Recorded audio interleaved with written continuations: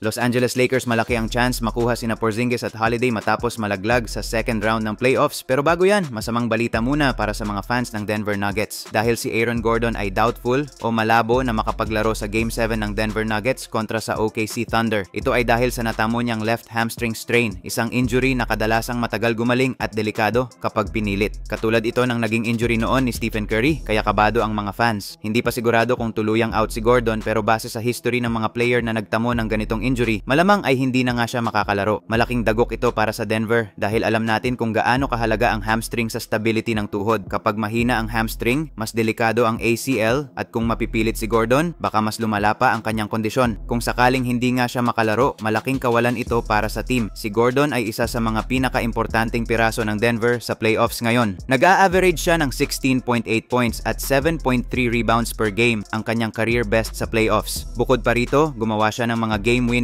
at clutch shots na tumulong para makarating ang Denver sa Game 7. Samantala, matapos ang maagang pagkakalaglag sa unang round ng NBA playoffs, nagsisimula ng maghanda ang Los Angeles Lakers para sa isang napakahalagang off-season. Isa itong pagkakataon para sa muling pagbawi ng Lakers na pinangungunahan ni LeBron James at ang bagong kasangganyang si Luka Doncic. Ayon sa mga ulat, abala na ang front office ng Lakers sa paghahanap ng mga posibleng galaw upang mapalakas ang kanilang roster at makabalik sa forma bilang contender. Isa sa mga maiinit na usapin ay ang posibilidad ng isang blockbuster trade kasama ang mahigpit nilang karibal na Boston Celtics. Ang Celtics, na naging champion noong nakaraang season, ay tuluyan ng nilaglag ng New York Knicks kanina, kaya siguradong gagawa ito ng malaking pagbabago sa kanilang lineup ngayong off-season. Maliban dito, hinaharap din nila ang seryosong problema sa salary cap at ang pagtanda ng kanilang core, dahilan upang mapilitan silang magbawas ng sweldo at ayusin muli ang kanilang roster. Ayon kay Shams Charania ng ESPN, isa sa mga target ng Lakers ay sina Kristaps Porzingis at Drew Holiday,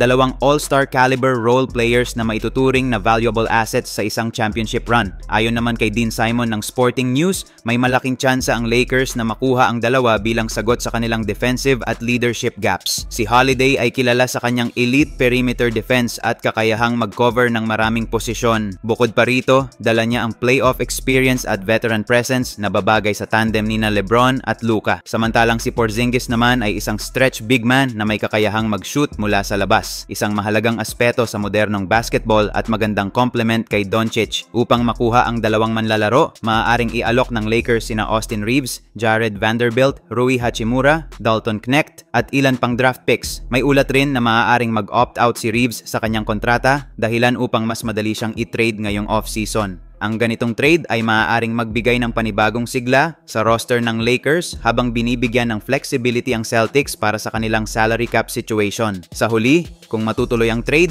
ito ay maaaring magdala ng malaking pagbabago at potensyal na makuha ng Lakers ang kanilang ika-18 na kampyonato, isang hakbang patungo sa redemption season.